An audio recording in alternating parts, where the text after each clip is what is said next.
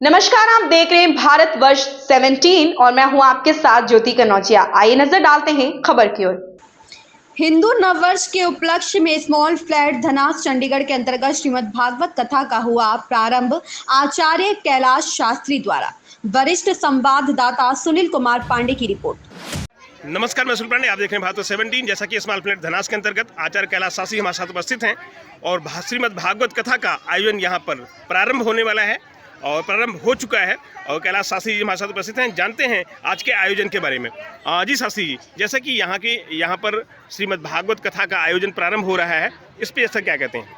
राधे राधे। जय श्री राधे सर। हाँ जी, ऐसे कि यहाँ पर जो आज कार्यक्रम प्रारंभ होने जा रहा है जी, ये हिंदू नववर्ष के शुभ आगमन पर है जी, तो 9 अप्रैल से जिस दिन प्रथम नवरात्रा प्रारंभ होता है जी। वो इस बारी 9 अप्रैल से है। जी, तो 9 अप्रैल से यहाँ का जो जन समाज है, इस धनास ये जो 4 मंजिला कॉलोनी है, जी, यहाँ से जो गौरव जी हैं और श्री सुमन जी हैं, जी, इनका एक उद्देश्य है कि जैसे कि नवरात्र आते हैं तो नवरात्र हमारे जो प्रथम नवरात्र आता है यहाँ से चैत्र नवरात्र में, जी, ये इसका मतलब क्या है, किस विषय के लिए होता है, ये तो यह सारा जन कल्याण जागे, सबको पता लगे कि जो हम 1 जनवरी से जो अपना नया वर्ष मनाते हैं वो नहीं है।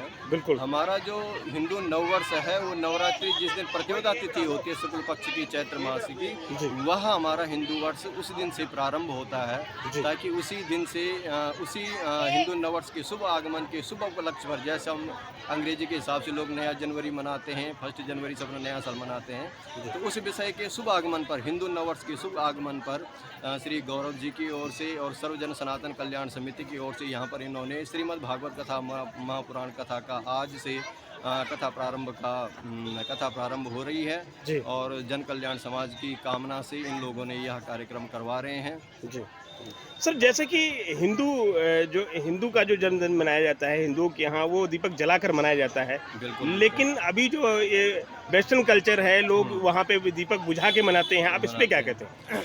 इस पे यही है कि देखो, हमारे हिंदू समाज में तो जब एक ज्योत जलाई जाती है तो एक प्रकाश के रूप में कि अज्ञान के मार्ग से हम ज्ञान की ओर आएँ, परंतु पाश्चात्य संस्कृति में ये है कि वो जलाते हैं, जलाने के बाद ही अपना जन्मदिन मनाते हैं, वो फूंक मार करके। तो हिंदू संस्कृति में उसको सबसे अशुद्ध माना जाता है और निषेध भी है कि हम फूंक मार करके, जब भी हम किसी चीज़ को बुझाते हैं ना तो हाथ से बुझाते हैं, हाथ से हवा लगाते हैं, न कि फूंक मार करके। उसे अशुद्ध मानते हैं, निषेध मानते हैं, अनिष्ट का कारक माना जाता है बुझाना तो। परंतु हमारे हिंदू वर्ष में, हिंदू परंपरा में ऐसा नहीं है, हिंदू संस्कृति में ऐसा नहीं है। कोई जन्मदिन हो, कोई शुभ कार्य हो तो सर्वप्रथम दीपक को ही जलाया जाता है। दीपक जलाने की परंपरा ये है कि एक मतलब जो अज्ञान की पराकाष्ठा यदि बनी हुई है पहले, तो वहाँ से हम एक ज्ञान की ओर आएँ। तो उसी विषय को लेकर के है जो चीज़ आपने पूछी अभी। आचार्य कैलाश शास्त्री जी, हम ये भी कोई उनमें अवधारणाएं है ही नहीं, मतलब संस्कृति की ओर कोई भी नियम नहीं बना सकते। क्यों? कि उन्होंने जो पढ़ाई लिखाई करी है वो एक टाई कोट पैंट जिसे कहते हैं ना, एक साधारण से रूप से यदि हम देखें वैसी वेशभूषा यदि पहने तो वैसे ही व्यक्ति अपने हिसाब से उठना बैठना उसका बन जाता है। परंतु हमारी हिंदू संस्कृति में ऐसी परंपरा है, उसके वस्त्रों को लेकर के, उसके उठने बैठने से लेकर के, प्रातःकाल होने से लेकर के शयन तक की परिपाटी में पूरा का पूरा परिवर्तन है। परंतु ये सीखने के लिए कब मिलेगा? जब आप गुरुकुल को अपनाओगे, संत महात्माओं की वाणियों को आप प्रवचन के माध्यम से सुनोगे, जानोगे, तभी वो सफल हो पाएगा जीवन में। अन्यथा अगर आपने यही चाहा कि मैं अपने अच्छे स्कूल में पढ़ाऊँ, अच्छे स्कूल में जरूर पढ़ाएं आप अपने बच्चों को, परंतु वो पाश्चात्य वाली संस्कृति को पढ़ाएं, परंतु घर के अंदर तो कम से कम आप संस्कार जगा सकते हैं कि जैसे कथा इत्यादि आजकल होती है। कथाओं में जाने से क्या होता है? कथाओं में जाने से कम और कुछ नहीं, हम संस्कार तो जाने, माता पिता की सेवा तो करना जाने। अब ये सोचिए कि जब से गुरुकुल परंपरा समाप्त हुई है, पहले आपने सुना होगा 20-25 साल पहले कहीं भी वृद्धाश्रम होता था? बिल्कुल भी नहीं होता था। होता था तो गिने चुने होते थे। आज की डेट पर यदि आप देखें तो चैरिटी के सबसे ज़्यादा वृद्धाश्रम खुल चुके हैं। क्यों? क्योंकि गुरुकुल परंपरा समाप्त हो गई, पाश्चात्य संस्कृति को लोगों ने अपनाया, उसका फलस्वरूप उसका परिणाम यही हुआ कि माता पिता वृद्धाश्रम में जाकर के पड़े हुए हैं।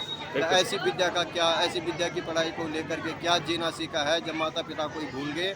पल भर भी नहीं सोचते हैं कि जिन्होंने मुझे पढ़ाया लिखाया है, इस पद पर पहुंचाया है, उसकी गरिमा को भूल गए और वृद्धाश्रम में डाल देते हैं। परंतु जो बच्चा गुरुकुल के माध्यम से अपने जीवन को जिसने यापन किया होगा वो कदापि इस चीज़ को नहीं करता है। और नहीं, आपने पहले कभी ऐसा विषय नहीं बनता था, पर आजकल यही बन रहा है। तो आप इसी में अंतर देख सकते हैं कि पाश्चात्य संस्कृति और हिंदू संस्कृति में कितना अंतर है। थैंक यू आचार्य कैलाश शास्त्री जी, भारत 17 से बात करने का धन्यवाद सर। की खबर से जुड़े रहने के लिए बने रहें भारतवर्ष 17 के साथ। लेटेस्ट अपडेट पाने के लिए हमारे चैनल भारतवर्ष 17 को सब्सक्राइब करें, शेयर करें और बेल आइकन दबाना बिल्कुल ना भूलें।